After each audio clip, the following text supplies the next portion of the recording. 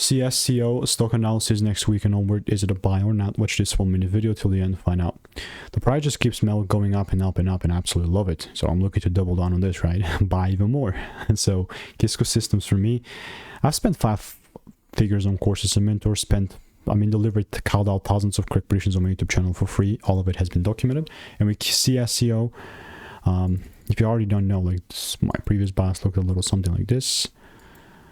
You can probably see, you cannot see my drawings because they were freaking dark before. So that's the POI here, that's the POI here. And since the price just keeps delivering, this is my new high. We have a demand zone here, which I'm still looking to double down on.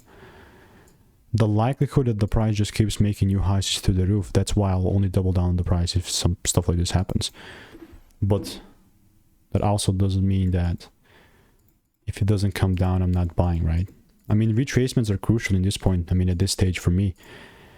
Because 1, I'm not going to have my correct risk to reward if my pullback does not happen. 2, I'm just not going to trade it, There's all these auto ticker symbols that are giving me the rule, so there's no need for me to force something. And if you want to make more money trading in a simple and lean way, click the first link in the description. It's a free newsletter.